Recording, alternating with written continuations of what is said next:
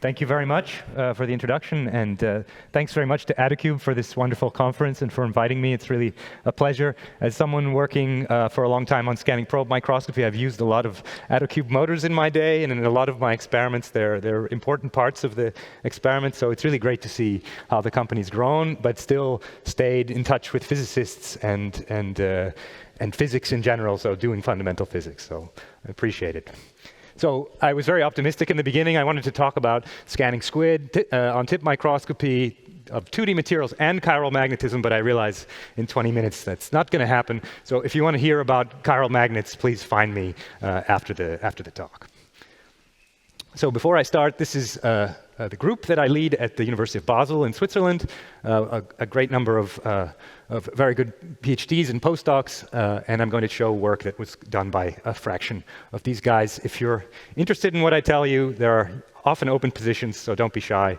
Get in touch with me.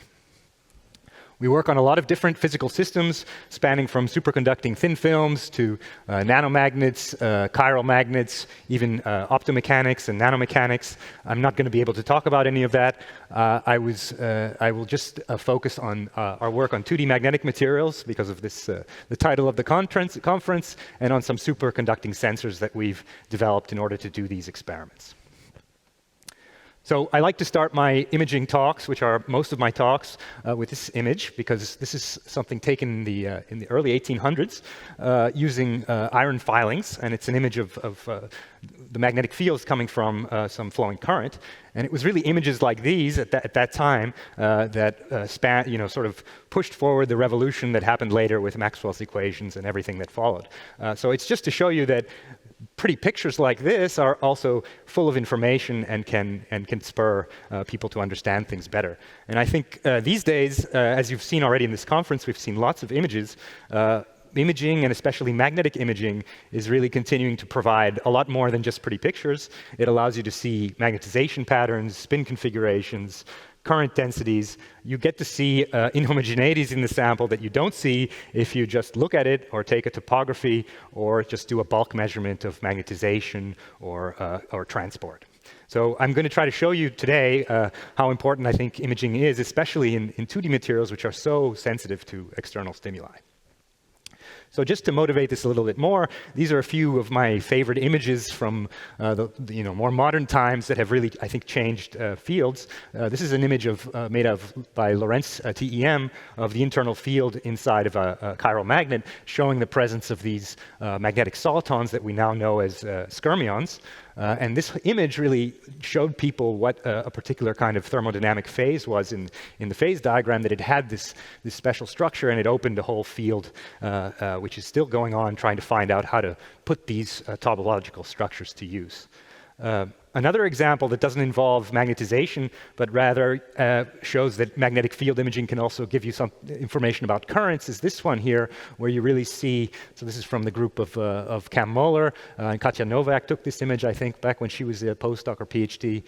These are images of currents flowing on the edges of topological insulator under the right gate conditions. So really showing you that these topological insulators work spatially in the way they should.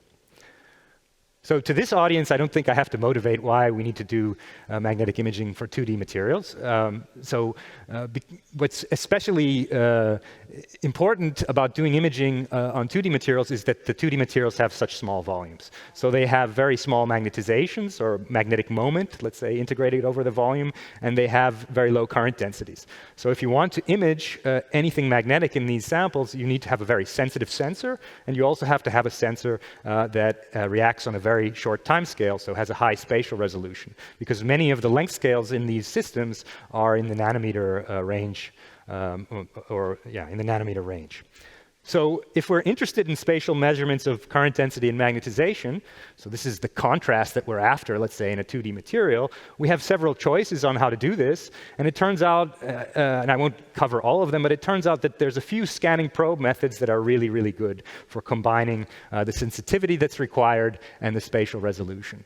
And all of those are methods for measuring the magnetic field produced by these source contrasts. And then once you have that magnetic field, you can try to invert the problem, invert the Biot-Savart law, and come back to the source contrast.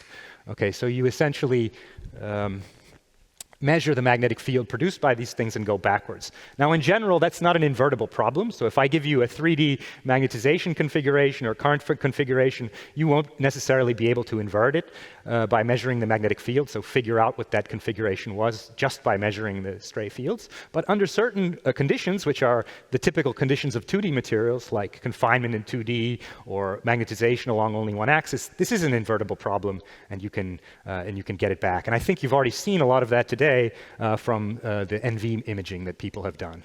And that brings me to the first kind of technique that's really useful in this area, and that's scanning nitrogen vacancy magnetometry that I think you've all seen, which is a direct measure of a certain magnetic field component above a sample via the Zeeman splitting of a defect, an atomic defect. Another technique that you can use is MFM.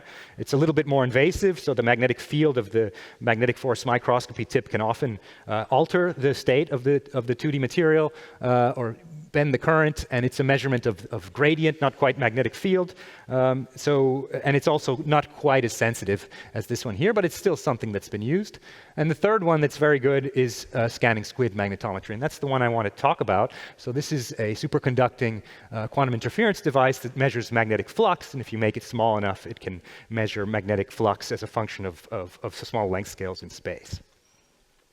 So actually, we wrote a review about these techniques and how to apply them to 2D systems a couple of years back with Christian Degen, and we tried to figure out, try to help people figure out what are the best techniques for which samples. So all of these have their advantages and disadvantages, and it's important to understand in the process of choosing what you're really after. So oftentimes, having the highest sensitivity in magnetic field per root hertz is not really what you want. You have to think about the magnetic contrast that you're after yourself, whether that be current density or magnetization. And this can really change the type of scanning probe microscopy measurement that you want to do. Right, so if you're interested in that, have a look at this review. Okay, so that was my introduction. Let me get into the tools that we've developed, and then I'll try to get to the imaging that we've done in 2D systems. So SQUID superconducting quantum interference devices, I assume many of you have heard about before. These are superconducting loops with two weak links called Josephson junctions. And by measuring the interference of the current passing through such a structure, you can very sensitively measure the flux, so the magnetic field times the area going through that loop. Now, this is a very old device. It's been around for many, many years. And many years ago, also, people understood that you could start scanning this around on a sample and making images, essentially, of magnetic flux or magnetic field, if you will, above a sample. So this is a paper from the late 90s, but this has been going on from the 80s. The issue has always been with the SQUIDs that it's very difficult to make them small, and therefore the spatial resolution that you can get, despite the high magnetic field sensitivity, is not very good. About 15 years ago, in the Weizmann Institute, Elie Zeldorf and collaborators developed the so-called SQUID-on-a-tip, where they made a system with a pulled glass needle that looks like a lot like a SNOM that you've seen in other talks here. And through a process of evaporation of a superconducting material, they could create a tiny SQUID loop at the tip. And the smallest ones they were able to create were about 50 nanometers in diameter, and this really revolutionized the field. They were really able to start looking at much smaller things in space. So we recently also learned how to do this, so we're also able to make these tips, although I can tell you it's very difficult. It's also difficult to operate them because they're very fragile, and if you crash on the surface, they break very easily. But we've learned how to do these, and we've done a little bit of experiments with them. What I want to tell you about now is what I think is an improvement on this kind of tip. So these tips, as I said, they're very fragile. They look like this. So here's a photograph of one of these, coupled to a tuning fork. Now they're coupled to a tuning fork here because as you approach the surface, you want to make sure not to crash. So the tuning fork gives you some kind of warning via its tip sample coupling about the distance from the sample. The problem with that is that the tuning fork is a very stiff object. So as you can see here is in a typical approach curve, as we measure the frequency shift of the tuning fork, this is in millihertz, by the way, when you're about 10 nanometers away, you start to see a signal. So if your tip is something like 50 nanometers in diameter and you don't know that you're near the surface until 10, basically it's too late. Okay, so that makes it very painful for the students. So we always thought, wouldn't it be great if we could just make these things on an AFM, which we all know how to use and that you can even commercially run. So we spent a lot of time thinking about how to do that, because then we could have approach curves that don't look like this with millihertz, but rather in hundreds of hertz over distances of microns. And so that's what we did. So we took some commercial AFM levers, we took them to our focused ion beam, we chopped off the tip so we could have a little space to pattern our sensor, we sputtered a niobium layer for a superconductor, and then we patterned with our gallium focused ion beam a trench and a little hole and another little trench at the end, in order to basically mimic the structure of what you saw on that SQUID-on-tip. And so if you look at the end, at the SEM of what you have, this is at the very tip of this cantilever, you have a little AFM tip, and then you have a SQUID loop with 2 constriction junctions. Okay, and this was our first realization of this, and it had a diameter on the order of 300 nanometers, so not quite as small as the Elite Zeldorf SQUID-on-tips, but getting there. But it was a real revolution for us because it then allowed us to do SQUID magnetometry. So you can see this here. We apply a field and we see the periodicity given by the flux quantum, and we have a very nice SQUID sensor with very good sensitivity, microphinot per root hertz or better. But we also have an AFM. So if I scan this thing over some array of magnets, this is just an array of magnetic material, cobalt micromagnets, what you get is an AFM, where you can see, if you look carefully, kind of shadows of the wider tip and also a very higher resolution image from the little tip. And at the same time, you can measure the magnetic field out of plane. So this is the stray field coming from these magnets. And if you look carefully, you can see a couple of defects here. People in that field call those magnetic monopoles. I would just call them defects, but let's leave that for now. But anyway, you can see that you get the two types of contrast. And very recently, we've been working even harder on this. We want to make these even smaller. So you can see the students trying to push this to the limit with the gallium fib. We managed to make SQUIDs with diameters of 50 nanometers, so physical diameters. If you measure the periodicity, you'll see that there's an effective diameter on the order of 150 because of flux focusing. And then we actually started collaborating with people at IBM and in Tübingen, in particular Dieter Kolle, who has a helium fib, which can make cuts that are even smaller. And we managed to make physical cuts on the order of 10 nanometers. And now the effective diameter is something on the order of 50 nanometers. And here it starts to get really interesting because I think that's about the kind of spatial resolution you can get with NV. And so this is part of actually a big collaboration that we have. So if you're curious about this, please go have a look at this site here. And so to show to you that this actually can do high-resolution imaging, this is very preliminary data from just a few weeks ago that the PhD students took. We measured copper oxoselenide, which is a chiral magnet that I wanted to tell you about, but I won't get into it, which hosts skyrmions. And it has a helimagnetic order with a length scale on the order of 60 nanometers. So these modulations that I hope you can see there in the back, I'm not sure if you see that, are actually 60 nanometers in period, and we can see them, we can resolve them with our tip. And we can also see these tiny little dots. Those are also skyrmions, which also have a radius, a diameter on the order of 60 nanometers. So we're very optimistic about these probes, and I hope we can develop them further and people will start to use them even more. So let me tell you now a little bit about how we use them. So I'm going to tell you some work that was done by 2 PhD students that are here and a former postdoc who actually now works for Adacube. So this is their work that I'm going to tell you about. So we were interested in using our SQUID sensors to investigate 2D magnets. We started with chromium germanium telluride, which is a soft ferromagnet with an out-of-plane easy axis. And we were just interested in seeing if we could find out how its magnetic reversal goes depending on the thickness of the material. And so we took a flake that looks like this. This is an optical image of a CGT flake, and we applied a large out-of-plane magnetic field and polarized it completely along the Z direction.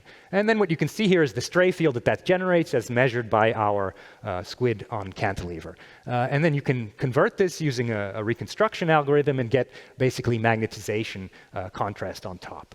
And by essentially doing AFM with our tip at the same time, we can see how many layers we have in each region of the sample. So here we have something like like 15 layers, and here's something like 7. And down here in the kind of very light area where there's almost no contrast, we have 2 or 3 layers. If you take the derivative of this, you can see that there's a little bit of magnetic contrast even in that area. And actually, by looking at the magnetization in each region and plotting it as a function of the number of layers, you can nicely pull out the number of Bohr magnetons per layer, which agrees quite well with the literature. And by looking at this intercept, you can even tell that there's about 1 layer of dead magnetic material, because when they made this, encapsulated it, the system saw air for a few minutes. So what we do then is actually apply this magnetic field out of plane and bring the sample through hysteresis. So here we have it saturated with an out-of-plane field into the board here, where you see the sample is saturated, and then we slowly raise the field and go in the other direction, and you can see how it reverses. And depending on the thickness, you can really see that it reverses differently. So in the thin areas, it looks like much more like a soft behavior where everything goes together, and in the thicker areas, we have a lot of domain structure. And in fact, if you focus in on this area and you do a local hysteresis curve, you see something like this. And if you focus in on this area and do local hysteresis, you get these bow tie type hysteresis curves that are characteristic of these labyrinthine domains or maybe even skyrmionic bubbles. So we did some modeling to try to understand this, and with micromagnetic simulations, and we could very nicely simulate measured contrast with our model, and then our model could tell us what kind of magnetic domain structure there was underneath. Now, obviously, this domain structure has a much higher spatial period than our resolution, so we're not exactly measuring this. We're inferring that it's there from the fact that these plots look very similar like this. But you can also see how this changes as a function of thickness. What's also very nice about the simulations is that if you run them, they very nicely predict the same kind of hysteresis curves as we measure. So both from the magnetic field dependence and from the spatial dependence, it seems that we can explain all of this with our micromagnetic models. We can even see parts of the sample with this very interesting structure that looks like little bubbles. And if you compare it to simulations, you find that these bubbles correspond to sort of skyrmionic bubbles that have a structure that looks like this. And this is very interesting in this sample because this sample doesn't have DMI interaction. So actually, these skyrmions are basically coming up because of a strong competition between the out-of-plane anisotropy, crystalline anisotropy in the sample, and the in-plane shape anisotropy of this very flat sample. Okay, so I know I'm very short on time, so I want to go on the last thing, which is talking about chromium sulfur bromide, which is a nice collaboration between our group and Patrick Malatinsky's group and Corey Dean and Xavier Roy. So we got these very nice samples that I think now we've all heard about, this chromium sulfur bromide with antiferromagnetic intralayer coupling. What we were particularly interested in is studying the strain dependence of these samples. So if you strain the samples, you can change the interlayer coupling from ferromagnetic to antiferromagnetic and back in principle. So we got a very nice sample from Columbia with these ribbons that look like this. They have something like 18 or so layers, and they've been bent using this basically dragging process. And this bending allows us to apply an inhomogeneous strain to the sample, where you can calculate what that is by just measuring the curvature of the sample. And so when we measure this at zero field, what we see is basically a sample that is totally compensated. So all the layers are essentially canceling each other out, and we see no contrast over most of the flake. And we have one layer here, which is an odd number layer, so the 19th layer, which is this very narrow strip that goes along the top, and we can see the dipolar contrast from that single layer. So we can definitely see the field from a single layer. And then what we want to do is apply an in-plane field along the easy axis, so along this direction, and see how the system polarizes. And what you can see is that basically if you go above a certain field, around 200 millitesla, the sample starts to, the contrast from a single layer essentially flips throughout the sample like this. And this corresponds essentially to the bottom layer here flipping along the field direction. And as you increase the field further and further, what you see is that more and more layers start flipping, and they start flipping from the area of highest tensile strain and then expanding outwards, just as you would expect, because tensile strain is weakening the antiferromagnetic coupling. Okay, and so you see how this process goes until the sample is fully polarized. We can also look at a pristine sample, so a sample that's not been bent or intentionally scraped, and we see similar behavior, but over a different field scale. So you can see that the flipping happens much more suddenly, and instead of emerging from one area in the center, it seems to emerge from the two ends. Okay, indicating that perhaps there's some unintentional strain applied to the ends. And that's maybe the crucial thing here. I think what we see here is that strain inhomogeneity actually exists in a lot of samples and may be responsible for a lot of anomalous things that people see. And that's really what you learn from magnetic imaging. This is just another way to look at this data.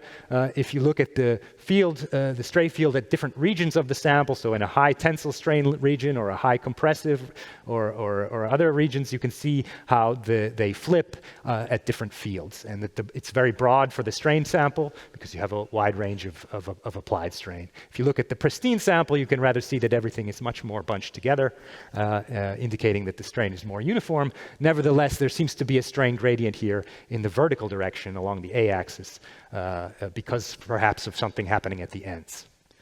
And my final slide before I end here, these are some simulations that we did just to show that we can simulate basically all of this by just assuming a interlayer coupling that depends on strain. If you do that, you can basically match the data, the magnetic field dependence, but also the spatial maps of the stray field. You can match it very, very well with simulations. And this goes down even to things like these little wavy features that you might think are actually defects or some kind of errors. Actually, no, those really come from the inhomogeneity of the strain that's applied, and they are reproduced by the simulations. And they have to do with these domains here, where you can see domains of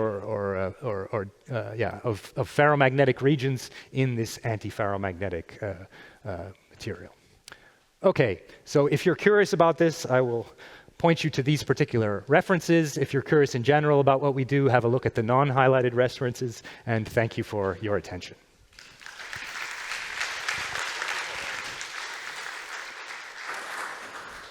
Thank you for the wonderful talk. Maybe we can take one question.